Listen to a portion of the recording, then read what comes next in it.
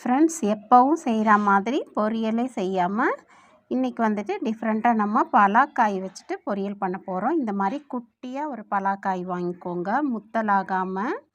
இப்போ வந்துட்டு அதில் பாருங்கள், சொலையே வரலை இன்னும். ரொம்ப குட்டியாக தான் நான் வாங்கிட்டு வந்தேன். இப்போது மேல் தோல்லாம் நல்லா ஃபைனாக எடுத்துட்டு அரிசி கழுவின தண்ணியில் ஊற போட்டிருக்கேன், ஃபுல்லாக கட் பண்ணி முடிக்கிற வரைக்கும். மேல் தோல் இந்த மாதிரி தான் இருக்கும், ஃபுல்லாக நம்ம ஃபைனாக எடுத்துடணும். அது ஒன்று தான் இதில் வேலையே உங்களுக்கு.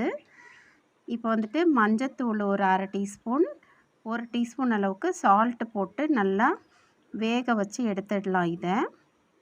இது ஒரு 5 மினிட்ஸ் ஒரு இதுவாக வெந்துருச்சு அப்படின்னா உங்களுக்கு நீங்கள் எடுத்து பிச்சு பார்த்தீங்க அப்படின்னா வந்துடும் அழகாக. அந்தளவுக்கு வேக வச்சா போதும். நம்ம சேனலுக்கு நீங்கள் கொடுக்குற சப்போர்ட்க்கு ரொம்ப நன்றி.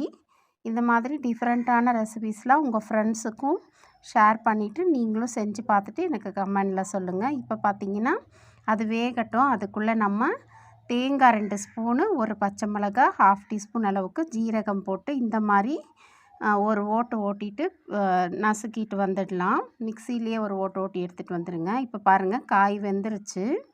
இந்த மாதிரி எடுத்து பிச்சு பார்த்தீங்க அப்படின்னா வரணும். அந்த அளவுக்கு போதும், ரொம்ப குக் ஆக வேண்டாம். இப்போ அது நல்லா தண்ணியிலேருந்து ட்ரைன் பண்ணி எடுத்துட்டு மத்து வச்சு சும்மா ஒரு இடி இடிச்சிங்கன்னா போதும். ரொம்ப நசுக்கிடாதீங்க. கொஞ்சம் உதிரியாக இருக்க மாதிரி ஒரு இடி இடித்து எடுத்துக்கலாம். அம்மியில் கூட நசுக்கிக்கலாம், நம்ம அம்மி யூஸ் பண்ணுறவங்களா இருந்தால். இந்த மாதிரி உதிரியாக சும்மா தூள் பண்ணி எடுத்துக்கோங்க அதை, அவ்வளோதான்.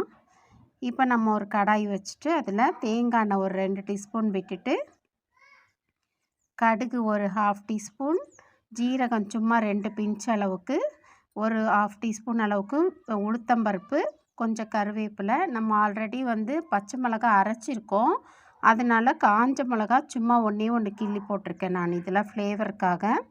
இது நல்லா வறுந்த உடனே நம்ம அந்த இடித்து வச்சுருக்கிறத போட்டு தாளித்து எடுக்க வேண்டியது தான், வேறு எந்த வேலையும் இல்லை. இதில் கட் பண்ணி வேக வச்சு இடிக்கிறது மட்டும்தான் வேலையே. இப்போ அது உதிரியாக நம்ம இதில் போட்டுட்டு நல்லா பெரட்டி எடுத்துக்கலாம்.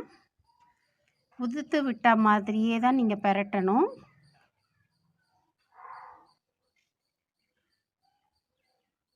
சூப்பராக இருக்குது பாருங்கள், சாப்பிட்றதுக்கும் செம்ம டேஸ்ட்டாக இருக்கும், ஹெல்த்தியான ஃபுட்டும் கூட இது.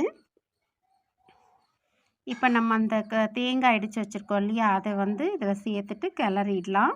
லாஸ்ட்டில் 1 டீஸ்பூன் அளவுக்கு தேங்காய் எண்ணெய் விட்டுக்கோங்க. அவ்வளோதான் ஃப்ரெண்ட்ஸ், சூப்பராக ரெடி ஆகிடும் நம்மளோட இடிச்சக்க தோரன்.